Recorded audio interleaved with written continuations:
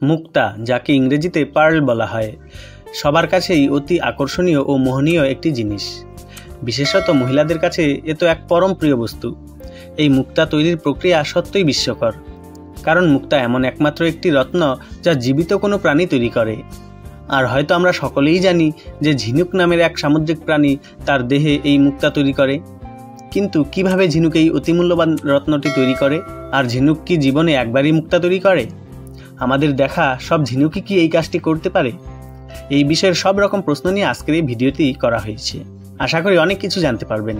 ভিডিওটি শুরু করার আগে যারা নতুন তারা অবশ্যই চ্যানেলটি সাবস্ক্রাইব করে পাশে থাকা বেল আইকনকে প্রেস করে নোটিফিকেশনকে অল করে রাখুন। ঝিনুক যেহেতু জলজ প্রাণী আর সমুদ্রের কিনারায় বালুর মধ্যে থাকে, তাই মাঝে মধ্যে খাবার সময় তাদের দেহে ছোট ছোট বালুকণা বা অতি সূক্ষ্ম প্রাণী অনিচ্ছাকৃতভাবে প্রবেশ করে যায়। ঝিনুকের দেহে মেন্টাল টিস্যু নামের এক প্রকারের বিশেষ টিস্যু থাকে। এই মেন্টাল টিস্যুতে যখন কোনো বাহ্যিক বস্তুকণা, ক্ষুদ্র প্রাণী বা অণুজীব প্রবেশ করে, তখন এরা প্রবেশকারীকে পরজীবী শত্রু হিসেবে ধরে নেয় এবং নিজের শরীরকে সেই অজানা শত্রুর হাত থেকে রক্ষা করতে তৎপর হয়ে ওঠে। তাই শারীরিক প্রতিরক্ষার কারণে সেই বস্তুটিকে ঘিরে তার চারিদিকে একটি আবরণ তৈরি করতে শুরু করে। এই আবরণে তারা ন্যাক্রে নামের এক ধরনের রস দেহ থেকে নির্গত করে ব্যবহার করে। আসলে সেটি এক রকমের লালা। ন্যাক্রে দিয়ে তৈরি এই আবরণটি মেন্টাল টিস্যুতে প্রবেশকৃত কণাটিকে সম্পূর্ণ আবৃত করে ধীরে ধীরে তা জমতে থাকে। এভাবেই ঝিনুকের দেহে প্রবেশকৃত কণাটিকে ঘিরে ঝিনুক মুক্তা তৈরি করে। তবে এই কাজটি খুবই সময় সাপেক্ষ, 2 থেকে 3 বছরও লেগে যেতে পারে। মুক্তা তৈরির উপাদান ন্যাক্রে তৈরি হয় ক্যালসিয়াম কার্বনেট ও কংক্রিওলিন নামের প্রোটিন দিয়ে। তাই এই মুক্তাকে পরে বাইরে বের করা হলে আরও শক্ত ও কঠিন হয়ে যায়।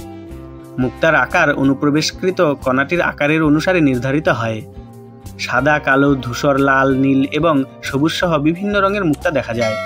ঝিনুকের খাদ্য উপাদান, এর প্রজাতি এবং পরিবেশের কারণে রঙের এমন তারতম্য হয়। পৃথিবী জুড়েই সব ধরনের মুক্তার দেখা মেলে, তবে কালো রঙের মুক্তা বা ব্ল্যাক পার্ল দেখা যায় শুধু দক্ষিণ প্রশান্ত মহাসাগরীয় অঞ্চলে। সমুদ্রে সব ধরনের ঝিনুক মুক্তা তৈরি করতে পারে না। পার্ল ওয়েস্টার নামের এক বিশেষ ধরনের ঝিনুক থেকে তৈরি হয় মুক্তা। তবে এখন কিছু দেশে কৃত্রিমভাবে মুক্তা চাষ করা হয়। কৃত্রিমভাবে মুক্তা চাষের সময় সার্জারির মাধ্যমে ঝিনুকগুলোর মেন্টাল টিস্যুতে অন্য ঝিনুকের কাটা মেন্টাল টিস্যু বা বিভিন্ন আকারের বস্তুকণা প্রতিস্থাপন করে একটা নির্দিষ্ট সময় পর্যন্ত চাষের আওতায় রেখে মুক্তা সংগ্রহ করা হয়। মুক্তা সংগ্রহ করার পর মুক্তাগুলোকে পলিশিং ও প্রক্রিয়াজাত করে তা বাজারজাত করা হয়। আমরা এতদিন ধরে শুনে এসেছি যে পৃথিবী সূর্যকে কেন্দ্র করে তার চারিদিকে ঘোরে, কিন্তু আসলে এটি সম্পূর্ণ সত্যি নয়। আসল ব্যাপারটি হলো পৃথিবী কখনোই সূর্যকে কেন্দ্র করে তার চারিদিকে ঘোরে না। হ্যাঁ, সূর্যের চারিদিকে পৃথিবী ঘোরে, কিন্তু কখনোই সূর্যকে কেন্দ্র করে পৃথিবীর চারিদিকে ঘোরে না। পৃথিবী ঘোরে তার অন্য একটি কারণে। আর এই সত্য বিষয়টি যদি জানতে চান তাহলে এই ভিডিওটি আপনারা দেখতে পারেন।